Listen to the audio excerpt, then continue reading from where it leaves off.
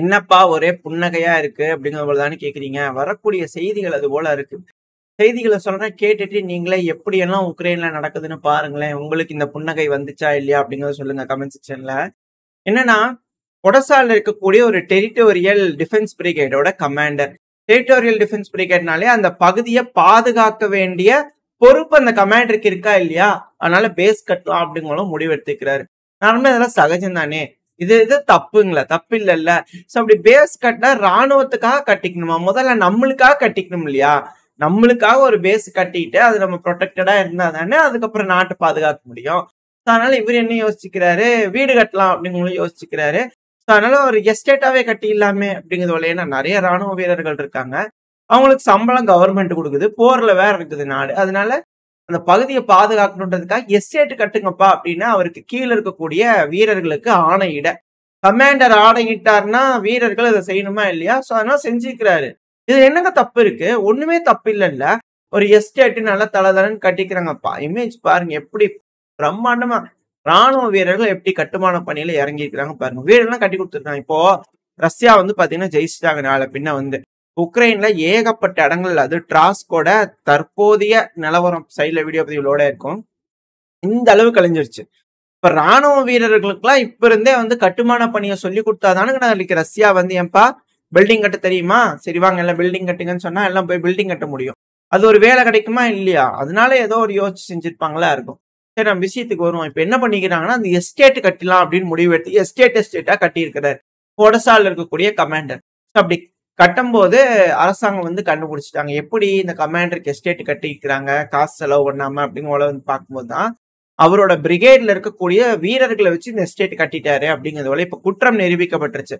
எப்ப இந்த குற்றம் வந்ததுன்னா 2023 இப்ப தண்டனை பாத்தீங்கன்னா 12 வருஷம்ன்றாங்க. ஆனா பெயில் அமௌண்ட் அது இதுன்னு போட்டு எல்லாம் குறைச்சிட்டாங்க. அவரு ஜெயிலுக்கே போல அப்படின்ற குற்றச்சாட்டுகள்லாம் வருது. இப்போ அவர்கிட்ட கேட்கும் போது பாத்தீங்கன்னா முதல்ல இதுல 2 விஷயம் இருக்கு. அதுல ஃபர்ஸ்ட் விஷயத்துக்கு வந்துடுறேன். அந்த வீரர்கள் கிட்ட பாத்தீங்கன்னா கேட்கும் போது அவர் சொல்றத செய்யறதுல பிரச்சனை இல்லைங்க. எங்களுக்கு கொடுக்குறாங்கல்ல கவர்மெண்ட் சம்பளம் அதுலயும் பாதி எடுத்துக்கிறாருங்க அப்படிங்கிறாரு. கட்டுமான பண்ணி தானே அதனால பாதி கொடுத்தா போதும் அப்படிங்கிறது போல ஏதோ யோசிச்சாரு போல இருக்குது. சரி ஓகே அது ஒரு விஷயம். இன்னொரு விஷயம் என்னன்னா ஏங்க இப்படி பண்றீங்க அப்படின்னு போய் கேட்டதுக்கு இவரு சொல்றதுதாங்க இருக்கறலையே ஹைலைட். இவரு என்ன சொல்றாரு அப்படின்னா இந்த ஒடசாக்கு பக்கத்துல இருக்கக்கூடிய ஒரு ஒப்லாஸ்ட் சர்க்கார்பட்டியா கொஞ்சம் மேல இருக்குன்னு வச்சுக்கோங்க. ஹங்கேரி அது பக்கத்துல இருக்கு. அங்க இருக்கக்கூடிய கமாண்டர் என்ன பண்ணிக்கிறாருன்னா அவரு டெரிட்டோரியல் டிஃபென்ஸ் பிரிகேட் தான். அவர் என்ன பண்ணிக்கிறாருன்னா நம்மளுக்கு ஒரு வீடு கட்டிக்கலாம்ல அப்படின்னு யோசிச்சு அவர் வீடு வீடா கட்டி இருந்துக்கிறாரு அந்த பகுதியில.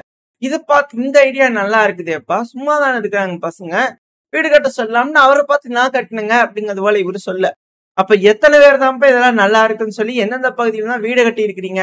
நீங்க போருக்கு தயாரானீங்களா இல்ல வீடு கட்டுறதுக்கு தயாரானீங்களா அப்படிங்கிறது தெரியல. பட் ஆனா இது போல ஒரு கமாண்டர்களும் தனக்கு கீழே இருக்கக்கூடிய ராணுவ வீரர்களை வச்சு பில்டிங் எஸ்டேட் வீடுகளா கட்டிக்கிட்டு இருக்காங்க அப்படிங்கிற மாற்றுக்கிறதுல இவங்களெல்லாம் போய் களத்துல கொண்டு போய் விட்டா தெரிச்சு ஓடியாரது தானே செய்வாங்க.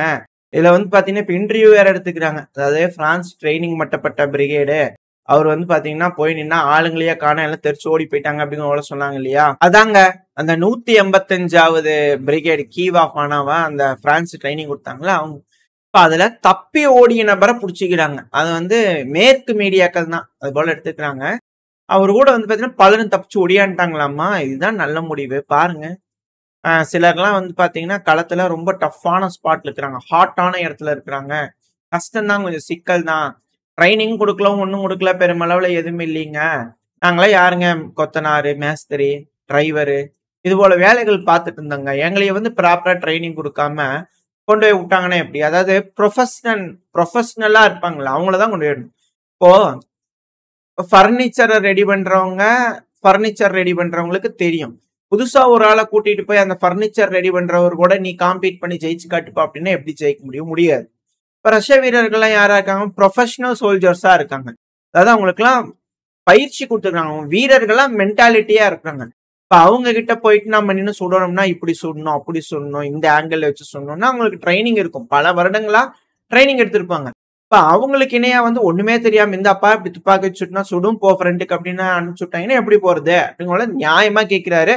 எது எப்படியோ இப்போ இது போல விஷயங்கள் இருக்கனால போறேன் அப்படின்னு சொல்லிட்டு கண்ணசர்ற நேரத்துல வந்து பாத்தீங்கன்னா இந்தா போயிட்டு வந்துறேன்னு எல்லாம் கிளம்பிடுறாங்க. இது போல ஜோடி போட்டு எல்லாம் கிளம்பிட்டு இருக்காங்க. சோ இது உண்மையான செய்திகளா அப்படியே புலப்பட்டுக்கிட்டு வந்துட்டு இருக்கு நம்மளுக்கு. சோ பெருமளவுல உக்ரைனோட வீரர்களுக்கு சண்டை பிடிக்க பிடிக்கல அப்படிங்கிறது மட்டும் நம்மளுக்கு புரிஞ்சுக்க முடியுது. சரி, ஓகே.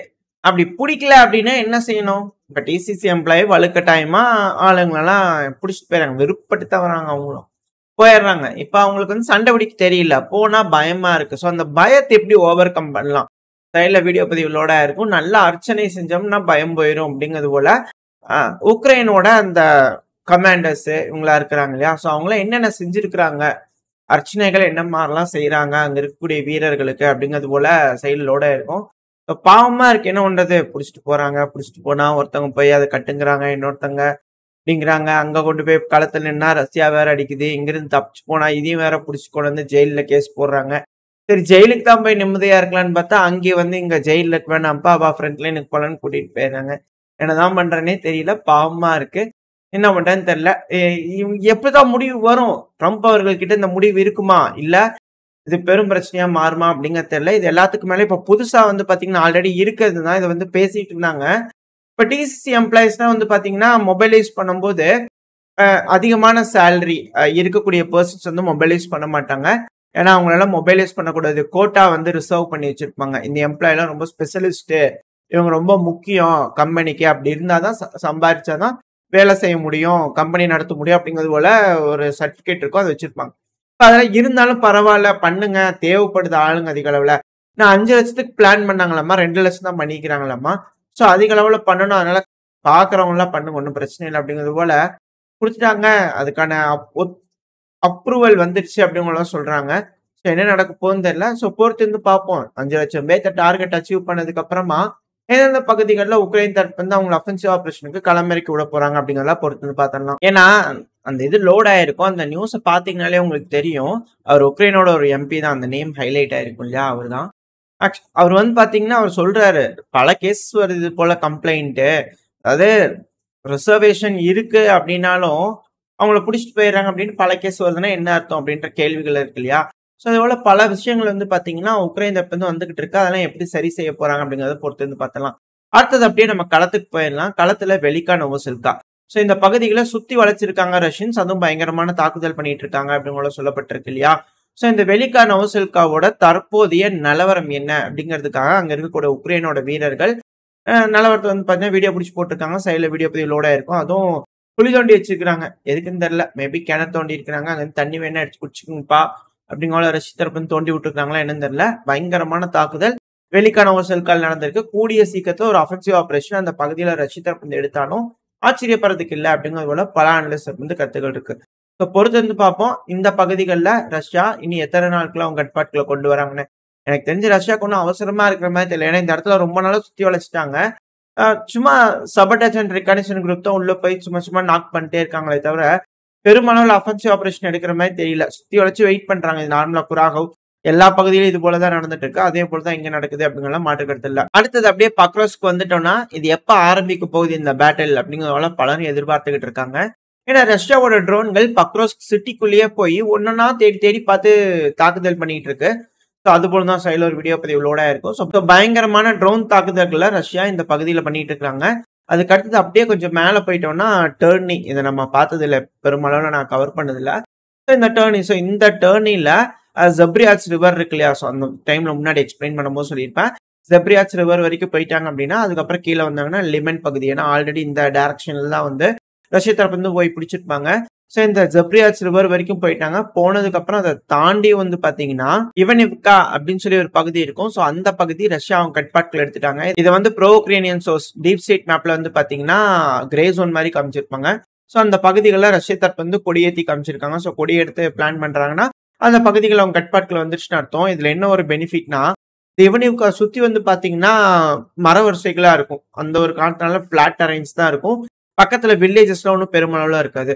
ஒன்ஸ் உக்ரைன் வந்து அஃபென்சிவ் ஆபரேஷன் பண்றாங்கன்னா அந்த மரவரிசைகளை தாண்டி தான் வரணும். வர்றாங்க அப்படின்னா ரஷ்யா தரப்பு வந்து ஈஸியா ட்ரோன்களை பயன்படுத்தி தாக்குதல் பண்ண முடியும். இது ரஷ்யாவுக்கு மிக பெரும் அட்வான்டேஜா இருக்கும். ஏன்னா இந்த ஜப்ரியாட்ஸ் ரிவரோட ஒரு சைடு ரஷ்யா இருக்காங்க, ஒரு சைடு உக்ரைன் இருக்காங்கன்னா மாறி மாறி ஷெல்லிங் பண்ணிக்குவாங்க. அதுவும் இல்லாம இந்த ரெண்டு சைட்லயும் ஃபுட் ஹோல்ட் இருக்கு அப்படிங்கும்போது ரஷ்யாவுக்கு மேலும் அட்வான்டேஜா இருக்கும். ஸோ இதுக்கப்புறம் லிமன் பேட்டில் கூடிய சீக்கிரம் தொடங்க போகுது, அதை நோக்கி போறாங்களா அப்படின்ற கேள்விகள் இருக்கு. ஏன்னா லிமன் வந்ததுனா தான் ரேஸ் டு கிராமட்டாஸ்கோட ஒரு சைட்ல வந்து கவர் பண்ண முடியும். அந்த ஒரு காரணத்தினால அந்த மேப்பை சுத்தி வச்சுனாலே உங்களுக்கு தெரியும். ஸோ அந்த ஒரு காரணத்துக்காக இந்த பகுதியிலும் இப்ப காலடி எடுத்து வைக்க ஆரம்பிச்சாங்களா அப்படின்ற கேள்விகள் இருக்கு. அடுத்தது வந்தோம்னா இந்த லிவிவ் பகுதி. இந்த லிவிவ் பகுதியில வந்து பாத்தீங்கன்னா பிளாக் அவுட் ஆக ஆரம்பிச்சிருச்சு. கரண்ட்லாம் வந்து பாத்தீங்கன்னா கொஞ்ச நேரம் கட்டாய் வருது அப்படிங்கிற கம்ப்ளைண்ட்ஸ் வர ஆரம்பிச்சிருச்சு.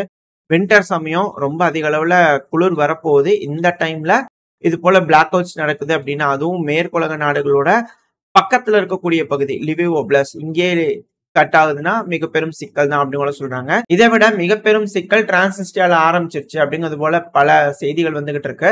ஏன்னா இதெல்லாம் பார்க்கும்போது நம்ம நாட்டுல கஞ்சி தொட்டில இருந்து வந்தாங்க இல்லையா, ஸோ அது போல ஒரு சூழல் உருவாகிடுச்சு அப்படிங்கிறது போல இருக்கு. இன்னும் அந்த அளவுக்கு வரல. பட் ஆனா கூடிய சீக்கிரத்துல வந்துடும், ஒரு 30-40 நாள்ல வந்துடும் அப்படின்னு கூட சொல்றாங்க. ஏன் அப்படின்னா டிரான்சிஸ்டியால வந்து பாத்தீங்கன்னா இந்த தண்ணி பிரச்சனையா இருக்கு, ரெண்டாவது ஃபுட் பிரச்சனையா இருக்கு. எல்லா கம்பெனிஸையும் ஷட் டவுன் பண்ணிட்டாங்க.